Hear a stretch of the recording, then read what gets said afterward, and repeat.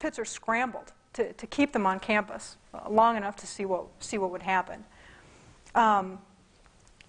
Things also reached a terrible point in regards to recruitment of faculty.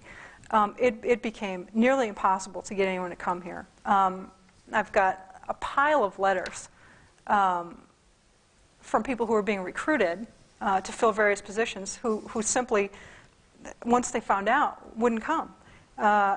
Here's one for a professor who was being recruited for the French department. No, the math department, excuse me, who was ready to come, had verbally committed. And then he writes back and says, "I'm sorry, but I have been told that Rice University is segregated. If this is true, my deep respect for the current fight of the Negro people would forbid me to accept a permanent position at Rice. This is the only question I have." He didn't come. There's, a dozen of these, and this is what's in the file. But the very worst thing was in the summer of 1963, President Pitzer received a letter from NASA, which included a copy of Federal Personnel Manual Letter 410-5, which prohibited federal agencies from selecting for training any facility that discriminates because of race and requires termination at the conclusion of the current training unit. All right. I mean, this is the disaster that he's feared all along. There is time. All right. This is merely the notice that this is about to go into effect. So we're hanging there with the possibility of terrible, terrible embarrassment, terrible financial consequences. He had to be thinking about leaving himself. But finally, the case is tried. In February of 1964, this is a year after it was filed, which was a year and a half after they decided to file it. And oddly, this was a jury trial. Legally, that doesn't make sense. Cases involving trusts are cases in equity, not in law. They're decided by judges, not by juries. But, probably figuring that their best bet was a jury trial. The attorneys for the interveners asked for one, and rather than have another fight that will slow things down even more, the Rice attorneys simply agreed to have a jury trial, which I've never seen before. And more than any case at any of the other universities, this case goes right to the heart of what the problem is. At Emory, for example, their desegregation lawsuit turned on the tax code, the Georgia tax code. At Tulane, it turned on whether Tulane was a public school or a private school. But at Rice, the issue is, does continuing to fulfill the racially restrictive clause in the Rice Charter destroy the ability of Rice to be what the Charter intended it to be? Have conditions changed so much that what made sense in the 1890s is functionally fatal by 1963? And what they did was they got testimony from the presidents of SMU, the University of Houston, the University of Texas, Texas Christian, Trinity, St. Thomas, the American Education Council, who all got up and testified that if Rice did not make this change, it would not only be unable to continue making the leap that it had begun towards the highest levels of American higher education, but it would quickly become a backwater and wouldn't even be able to sustain its current levels.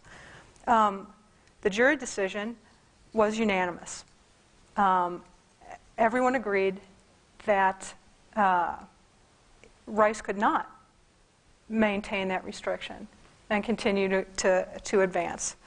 The judge then entered an order that allowed Rice to both open its admissions to all qualified applicants and to charge tuition. The interveners filed, a motion for a new trial, and the legal action drug on all the way through 1967. But that original order allowed Rice to go ahead while the appeals were taken. And so they began admitting black students in the fall of 1964. When this decision was announced, again, Rice is in the New York Times. Rice is in the Boston Herald. Everyone recognized that it was the last really important Southern university to desegregate. The Boston Herald really acutely summarized what had happened here. It was simply no longer practicable for the institution to comply with the will of its founder. Any school that is ambitious, that wants to grow, that seeks to perform a national school function must open its doors to all, regardless of race. That's it, in a nutshell. This was not, by and large, although there were people who certainly had moral issues, the decision was not made on a moral basis. There was no road to Damascus experience here. It did not, the scales did not fall from their eyes, allowing them to see injustice and inhumanity here. To the extent that the Rice board of this era thought about blacks at all, they seemed not to really care about them one way or the other. It's not that they were in white sheets. It just wasn't on the top of their agenda. What happened here was that the world around Rice changed so much in such a short period that Rice had to change too, or die. And so they changed.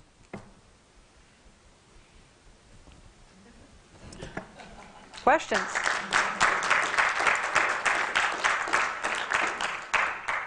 Were there faculty leaders in this? I mean, was there a lot of unrest among them? I mean, I know they tracked them, but I'm talking about the faculty who were here at the time. Yeah, I mean, it was, as you would expect, the vast majority of the faculty desperately wanted this change. And they believed Ken Pitzer when he said that it would come. There were a handful who were sort of stalwart segregationists, and they made a lot of noise. But by and large, virtually everyone on the faculty made their opinions known. It wasn't very public, but it was there. My sense of what was happening at the time was that more of the alumni were upset about the ability to charge tuition than anything else about it. Yeah, I didn't say much about that. Yeah, no, I think that's true. Most of the alumni who were upset about that.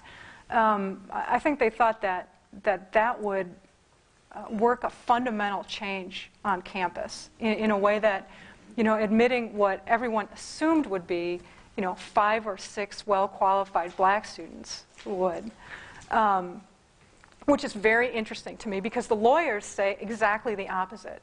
Right? The lawyers here say, the tuition is just an administrative matter. We'll just throw that in the suit, but that doesn't really affect anything. But the racial angle, now that's a fundamental change here. But I think you're right. I think the alumni who objected almost entirely on the basis of tuition. Because even today, I think I sense sometimes talking to fellow alumni that they resent that change. Is that right? Why? They want it when it was free. And they think that their children, anybody who's qualified in Yeah. should have the same opportunity. Do you know anything about SMU and how that happened? Yeah. The reason why I asked that is because it was a big deal at the time, but from a racial viewpoint. Mm-hmm. I really don't know that much about SMU. The only thing I can really tell you about that is that their theology school was desegregated very, very early on, maybe 1950, maybe 1951. But that doesn't really say anything at all about, the desegregation of the undergraduate student body, which is really where the rubber meets the road. There are a lot of people who are willing to accept desegregation in graduate schools before the undergraduate schools, which raises a whole other set of interesting issues. But I really don't know that much about SMU. The reason why I raise this, and I'm sure other people know more about this than I do, but at that time, SMU had a star black half, and there was a lot of discussion that Rice had to. Do you remember that? I mean, I hate to say this because it sounds so terrible, but that's later. That was in the. Jerry LaBice, aren't you? Uh-huh. That's a year or so later. I think Warren McVeigh at U of H. Was it McVeigh? Was the first black player in the Southwest Conference, and then Jerry LaBice. UT was about the slowest. Is that true that Jerry LaBice and UT and A&M were holdouts, but I think the thing about LaBice is that if a black person could go to SMU, which was, the crown of the Southern Magnolia. But that was 1 or 2 years later. It was later. Yeah. University of North Texas was the first. Again, had a guy named Abner Haynes, who was an All-American black player. And I think he was the first Texas black All-American playing for a school that was not predominantly black. Yes, sir. You mentioned that counsel for the university was Baker Botts. Would you care to disclose who the counsel was? Well, they happily took the case, so yeah, it was Bracewell. You mentioned the Greek organizations had an impact on the other campuses. Obviously, that was missing in Rice. Yes. Did it keep some of the vitriol out of the dialogue? It really did. One of the remarkable things about Rice was how low the level of vitriol really was here. There was very little from the students, and at a place like Vanderbilt, for example, the Greek organizations tended to be dominated by the sons and daughters of the Nashville elite, which was about as far gone as you could get.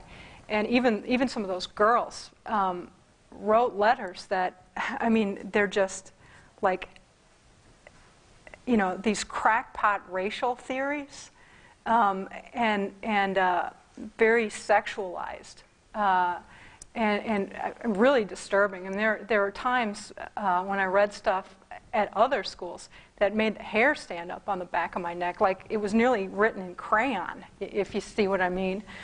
And there's absolutely none of that here.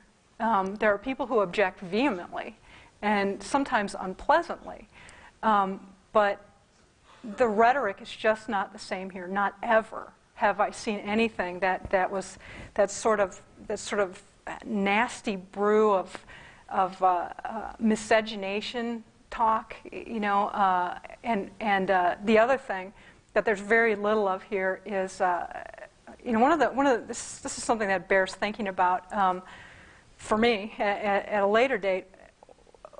One of the interesting things is that when people on campus are opposing desegregation, that is, they want to keep segregation, when they talk about black people, they talk about their physical presence. That is, they say things like, well, they would be sitting at the same table in the cafeteria. Would you want your sister to have to live in the same dorm? And the swimming pool is a constant, at every one of these places, they'll pollute the swimming pool. But when people are supporting desegregation, they don't talk about the physical presence of blacks. They talk instead about their minds. They talk about this is an academic environment, and we in a free university that's doing its job, we have to allow every mind that is able, that is qualified to be here. And at Rice, as opposed to most of these other schools, there's a very, very minimal amount of that sort of physical, sort of taboo pollution talk. There's a couple of faculty members who will let it rip once in a while. But really very, very minimal. There's just a completely different tone to the debate here, by and large. Mm-hmm. You mentioned Tulane and Vanderbilt, Emory, and Rice. Who was your fifth school? Duke. Yes, sir. Was there any mention of litigation in the fact, as I remember, women were in the first class at Rice? The charter said white male students. Yeah, it doesn't say male, but it does say white inhabitants of Houston and Texas. Now, from the first class, there were people who weren't from Texas, and there were people who weren't white. One of the interesting things that I stumbled across was some correspondence from 1959. There was a Rice alumni group in San Francisco, and every year they sponsored the best high school student in San Francisco to a room and board scholarship at Rice. In 1959, the head of this group writes William Houston a letter, and he says, well, we're sorry, we can't send the student this year because, well, he's Japanese, and we know that Rice is only for white students. And Houston writes him back and says, of course he can come. Rice is for all white students. Which just goes to show you, who's white in Houston is not the same as who's white in San Francisco. So, actually, there was serious discussion about this before they filed the lawsuit. Ken Pitzer was convinced that because Rice had always admitted people who were not white, had always admitted Hispanics, had always admitted Asians, that we didn't have to go and file a lawsuit to change the charter. All we had to do is keep doing what we've been doing all along, especially when you add in that we always admitted people who weren't from Texas. They violated everything in that. It's like, why all of a sudden do you feel like you have to file a lawsuit? And I can only speculate on why they felt they had to file a lawsuit. They were just very, very cautious. They filed the lawsuit even on the Rincon deal, which was going to, they knew was going to net them tens of millions of dollars. They still filed suit.